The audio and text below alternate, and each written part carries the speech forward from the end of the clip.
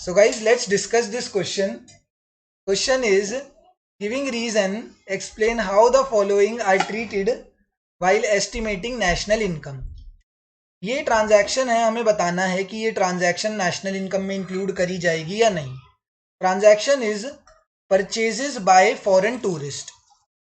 Foreign tourist ने India में आया होगा घूमने, उसने कुछ परचेज कर लिया, तो this transaction is an example or is a part of export of goods. इसका एक्सपोर्ट ऑफ गुड्स का पार्ट है.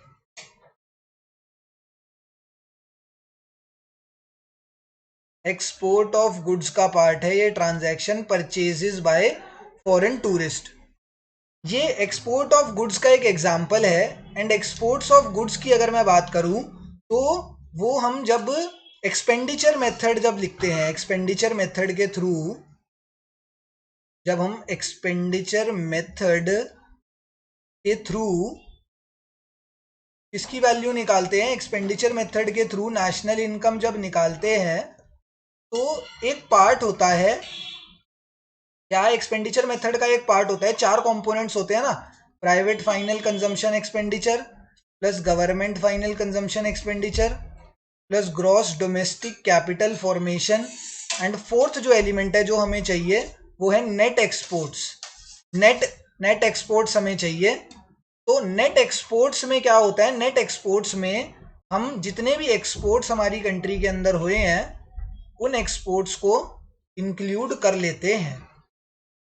उन एक्सपोर्ट्स को क्या कर लेते हैं, उन एक्सपोर्ट्स को इंक्लूड कर लेते हैं for the calculation of national income. ठीक है, इस मेथड के थ्रू हम जितने भी एक्सपोर्ट्स हुए हैं उन सबको इंक्लूड कर लेते हैं for the calculation of national income. तो मैं इससे ये बोल सकता हूं कि नेशनल इनकम का पार्ट है exports.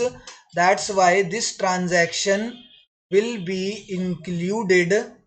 This transaction which is an export of goods will be included in the estimation of national income.